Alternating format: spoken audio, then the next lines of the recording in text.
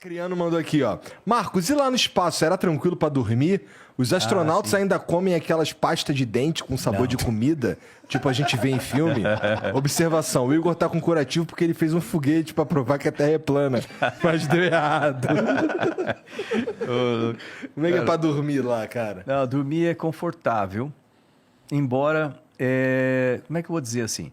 Por um lado é confortável fisicamente, porque pensa bem, você entra num saco de dormir, fecha o zíper, e aí você não tem nenhuma parte do corpo pressionada pelo resto do corpo. Vamos dizer assim, quando você deita, de qualquer forma, você está sentado, você está com peso na bunda aqui. Se você deitar, você está de lado de um jeito, uma parte né? do peso do corpo em cima. Lá não, é como se estivesse dentro da água, né? Flutuando. Então é super confortável fisicamente falando. Por outro lado, a parte, como é que eu vou chamar? Psicológica, não seria bem isso a questão, mas você está tanta coisa para fazer que a cabeça está a mil. Então, demora para você desligar. E vamos combinar, tu tá no espaço, irmão. Tu vai dormir. Porra, mas tem que dormir, cara, porque você vai ter que trabalhar Meu pra irmão, mas caramba. tu tá no espaço. Dá pra tu olhar da janela e tu vê perder tempo, né, 16 pôr do sol e 16 nascendo do sol. Tu vai dormir? Não vai dormir, cara. Mas é isso que eu ia falar, justamente, porque você passa o dia todo trabalhando, uma coisa aqui, monta isso, desmonta aquilo, e aí, pô, não tem que arrumar aquilo lá, então você não consegue olhar para a janela, você não consegue parar durante o dia, ou durante o momento de trabalho. Quando você deita ali naquele saco de dormir, eu botei o meu, eu tinha uma janela aqui assim, e eu estava, imagina, isso aqui é a estação espacial, tinha o módulo de adaptação russo, ele fica assim de lado, 90 graus, que é o nariz da estação espacial, esse módulo está aqui, a minha janelinha era aqui, ó. Então, eu via o costado da estação espacial e a Terra aqui do lado de cá. Porra, que vista foda, É uma hein, cara? vista... Eu via quando a gente entrava na noite, né? Você entra a 28 mil quilômetros, entra na noite. Aí você vê É lá na assim, Terra. Entra demais. Você está a 28 mil quilômetros, você entra na noite. Aí você vê assim na Terra... tipo, as luzes das cidades, dá para você saber caralho, se que você vê o maneiro. terminador que a gente fala, né? o terminador. Que legal, isso deve ser demais. Aí você vê se a luz, se a cidade tem luz antiga, tipo sódio, meio amarelado, se é luz nova, LED. Você vê o formato das cidades, você vê lugares que não tem cidades, oceanos ou florestas. Você passou etc. sobre o Brasil algumas vezes? Muitas vezes. É? Muitas. E aí? Demora 3 minutos e meio para cruzar o Brasil na diagonal, assim, né? Reconheceu? Cara, você isso deve vê ser uma muita sensação coisa. muito foda. E aí, quando Deve ser você muito vê foda. à noite também, você tem muito meteoro, né? Sim. Então você vê eles que legal. entrando, aí você fala, pô, passou no meu nível já. Outra coisa, tempestade, visto de cima. As você nuvens vê brilhando. o relâmpago, um raio, assim, aí você vê como se fosse uma teia de aranha, assim, né? É um negócio que maneiro. impressionante. E a pergunta que todo mundo faz, vê estrela? Vê Vê, né? assim, ó. Você está aqui, na área da noite, certo?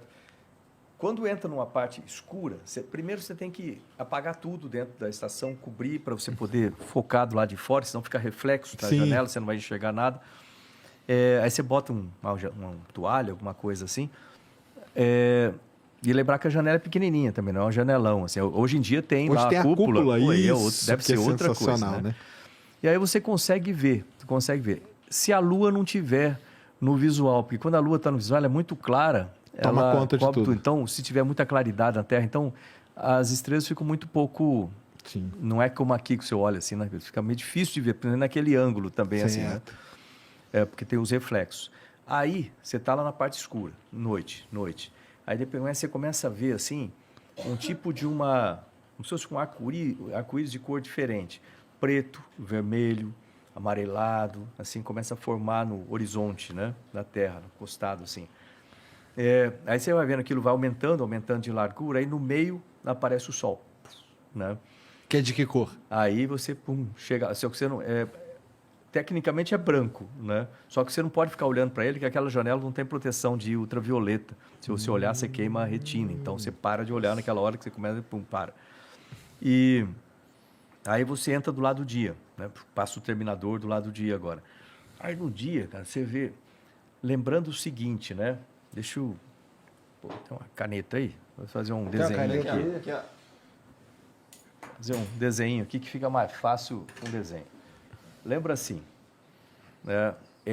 Aqui está... Depois eu mostro para vocês. Pô, tá Aqui, Deu certo? Tá? Aqui está a Terra. certo? Equador, né? Você está em órbita, assim, 51 graus com relação ao Equador, certo? É mais ou menos isso aqui, né? Na Terra, Tá. Equador, você está em órbita aqui, 51 graus com relação ao Equador. Então, aqui você tem uns, né, sei lá, América do Norte aqui, América do Sul, aí lá África e etc. Então, imagina que você está subindo aqui, né? Está subindo, Paraná. Você não chega no polo, né? Quando você está quase chegando lá, você começa a baixar do outro lado. E aí você, à medida que você deu uma volta, fez uma órbita, a Terra girou 1h30, vamos dizer assim. E aí quando você vem aqui, você passa em uma outra órbita. Você defasa, né? Pro leste, né? Você defasa para o oeste. Você defasa um tanto de correspondente a 1h30. Por isso que quando você vê no centro de controle da NASA, Você vê aquela senoide lá, no né? mapa aqui, né, da Terra, Equador, tal, e assim por diante, né? Não. Aí você vê mais ou menos como fosse uma senoide, faz isso aqui, Entendi. e aí depois a próxima vai passar por aqui, e a outra mais para lá, você vê algo assim. Entendi. Entendeu? Cada órbita lá. O que eu quero? Por que eu estou mostrando isso? Fora os polos, que você não passa por cima, o resto você vê praticamente tudo no planeta. Então, você vê lugar em cima, cordilheiras com as neve em cima. Aqui na Cordilheira dos Andes, tem alguns lugares ali que parece um outro planeta, para falar a verdade. Você vê uns lugares assim, cor de óxido de ferro, sei lá o quê, né? Com a branca. Coisa que a gente jamais vê daqui, né? Pois é. Isso é demais, né? É um negócio maravilhoso. Aí quando você passa em cima do Caribe, por exemplo, você vê aquelas ilhas bem desenhadas num mar verde esmeralda, assim, né? Aí você passa em cima da floresta amazônica. Cara, você é um abençoado de forma absurda, cara. Muito bacana, né? Cara, se a gente for parar, se dá pra gente contar quantos seres humanos tiveram essa experiência aí. Pô, dá pra ser. Acho que é menos de 600, né? que o cara, no espaço. Nem menos. Olha isso. Dá pra contar fácil. Menos de 600, mas... E se você pensar assim, quantos seres humanos já viveram na Terra, né? Hoje em dia, tem o quê? 7 bilhões. Aí você conta os que já nasceram e morreram desde o começo, eu diria que talvez chegue a uns 10 bilhões. Tu agradece a Deus, cara? Eu agradeço, todo dia. Cara. Quando tu chegou lá, tu é um cara religioso? Sou.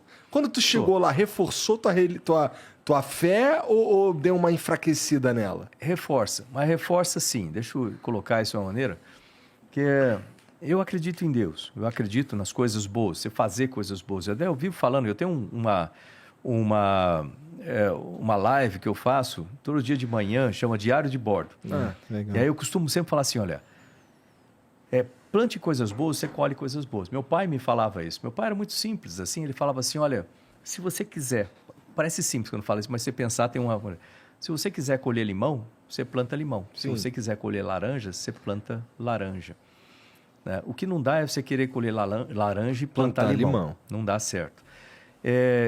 Ou outra coisa que ele fala, você planta uma sementinha de milho, você tem um monte de espiga de milho ali. Então, as coisas se multiplicam, tanto a coisa boa quanto a coisa ruim. Então, se você quiser ser feliz, ter sucesso nas coisas, viver bem, pense coisas boas, fale coisas boas, ajude as outras pessoas, deixe a crítica de lado, né? Não prejudique ninguém, que as coisas convergem positivamente. O contrário também é verdadeiro, que as pessoas que vivem tentando prejudicar os outros, criticando e tal, primeiro eles não têm nem coragem nem competência para fazer. Isso me falava o Osiris Silva, né?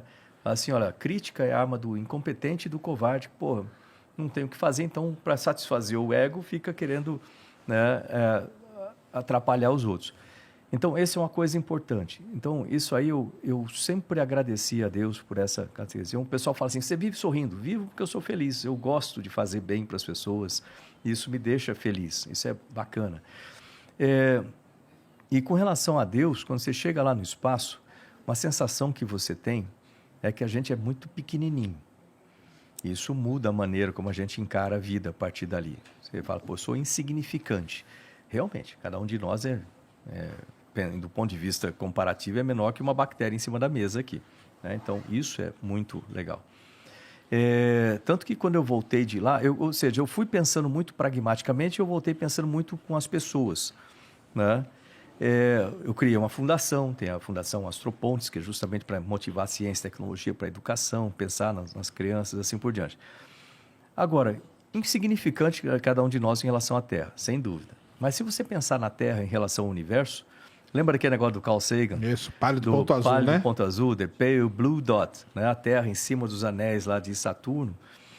É bacana o que ele fala naquilo lá, porque tem esse sentido. A Terra em relação ao universo também é insignificante. Mas agora pensa matematicamente. Se a Terra desaparecer do universo, o universo com a Terra, insignificante, é diferente do universo sem a Terra. Matematicamente é. Se um de nós, embora insignificante, desaparecer, o universo com a gente é diferente do universo sem um de nós. O que isso quer dizer? A gente faz parte da mesma coisa. Nós somos a mesma coisa. E se nós somos a mesma coisa, aí volta aquela coisa do meu pai, por isso que eu falei primeiro, é a chamada regra de ouro. Trate as pessoas do jeito que você quiser ser tratado. Porque se nós somos a mesma coisa, se eu fizer mal para você, eu estou fazendo mal para uma parte de mim. Porque nós somos a mesma coisa. É a mesma coisa. Se eu fizer bem para você, estou fazendo bem para uma parte de mim. Aí faz tudo o que eu falei antes, é igual o Steve Jobs fala, conecta os pontos atrás. É, isso aí. Então, funciona assim.